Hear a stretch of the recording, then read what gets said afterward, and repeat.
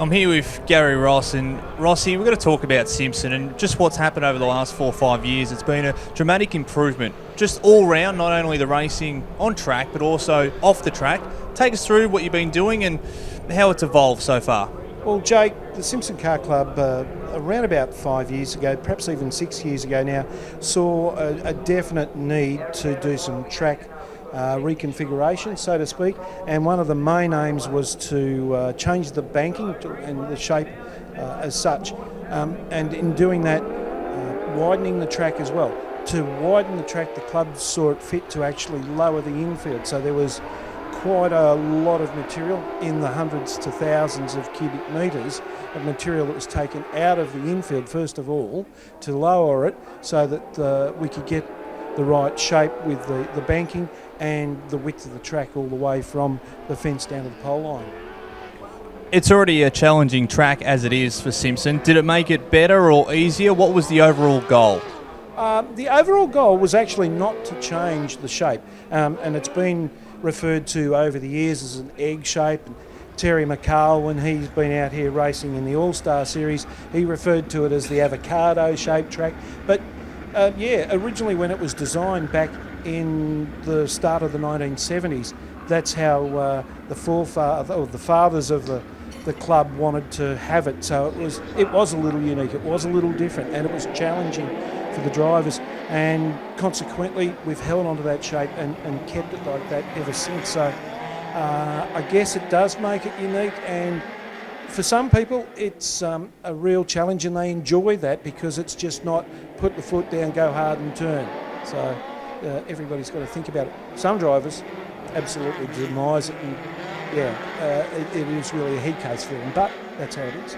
And I know that we've spoken to a few drivers as well in regards to the first time out on track, they go, oh wow, this is really different, and just how they set up and how their thought process is something. I know the mod lights will see them out for the very first time here at Simpson, and something that they've never seen in Victoria.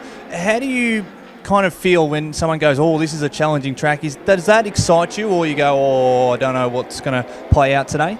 You know, it does excite you in a way, and ignites the inner passion about the whole thing, and it's always a bit of advice to the competitors. Don't be scared by it. Don't let it start to overdo things, and don't overthink it, but just drive it. And when you drive it, don't necessarily be a gutter rat. Don't go down there on the pole line all the time. The best way to drive this place is actually mid to high track, particularly since we did change the banking. And that's really proving to be quite popular for the drivers that are prepared to put their cars up there. And once you get up there and you get the car speed happening, the momentum just takes over. And that's the best line. And the guys that set their cars up for turns 3, 4, going in the anti-clockwise direction, if they set their cars up mainly for that turn, all the rest will happen without any issues, and they get around really well.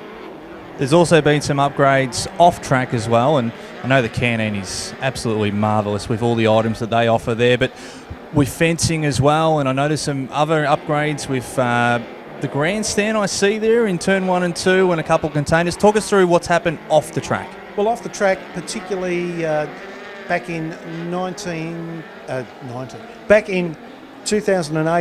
the club saw fit to update and improve some of the general facilities, spectator facilities as such, with an aim to increase the viewing area, and by that implementing some sort of elevated viewing area, and we use... So Rossi, we're talking about the upgrades just off the track and some corporate boxes there as well. Talk us through in terms of the improvements and also the increase of capacity that we've had here at Simpson over the last couple of years. Yeah, so the increase in capacity, we look to perhaps try and get up around the 3,000 to 4,000, perhaps even 5,000 spectators into the facilities.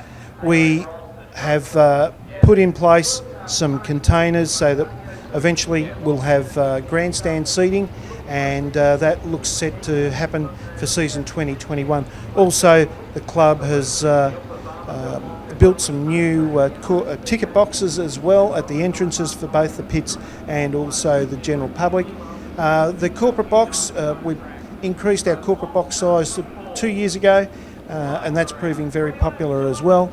And in general, the club's approach to what it needs to do is simply put back into the facilities all the time and keep on improving. And by doing that, we believe that the general paying public sees that as a big positive and understands that the club is really a club that wants to be out there and improve all of its facilities, not only for the competitors but also for the spectators. I know it's the small things as well. A couple of weeks ago when we had a couple of months ago, shall I say, when we had the 10K challenge, we were actually out there cleaning up the signs that lead into Simpson and that kind of stuff, and all over social media. So it's the small things that people don't see, but one thing that people do see is the lights. And we've had a major upgrade in the lights over the last 6 months, and the improvement is just out of this world. Yeah, back at the start of, or in fact it was towards the end of, again, 2018, the state government it implemented a project, a grant for facilities and funding facilities called Pick My Project, and the club saw this as an opportunity to perhaps get on the front foot and see if we could pick up some funding to update the track lighting, and we did that. And we also took the approach to use social media to help get votes, because you had to get votes online to be able to be eligible and be chosen to get the funding. As an upshot of all of that, the club was successful, and we, during the off-season of 2019-2020, purchased new lights, LED lighting, and so the lights were installed during the off-season of 2019-2020, and by the start of the season they were on the towers, and you could see a great difference straight away. And how much of a difference that has made is just unbelievable, because the old lights were certainly well past their use-by date. One thing I want to touch on is something that we all know, Simpson Speedway. Everyone knows Simpson Speedway, but recently it's changed. Everybody now knows it as a different name, and there's a major sponsor that's come on board, and when everyone says it, I think they feel obliged to say H'Bree Stockfeed Simpson Speedway. Everyone just feels obliged to say it now. Is that what you wanted? Is that the idea that came behind in terms of the major sponsor and getting them on board and being a part of Simpson? Yeah, absolutely. And I mean, that all comes back to having corporate dollars to help again with the facilities. And if we can get sponsorship for a naming rights sponsor, then we're going to plug them as much as possible. And I think that's a good philosophy for any club and speedway around the country. You know, if you've got that opportunity, do it. Look, who knows, that H'Bree Stockfeeds may not necessarily be the naming rights sponsors in the next 10 or 20 years, but for the time being, it's H'Bree Stockfeed Simpson Speedway, and we're very grateful to that company. The signs look absolutely tremendous, just as you turn right coming into Simpson Speedway. Did you have a part of that, or was that someone else? Look, everybody has a part of it here. Nobody sticks their hand up and says, yes, that was me, or anything like that. It really is a collective group of people that have that passion and that one thing in mind, that they all want to see the venue succeed.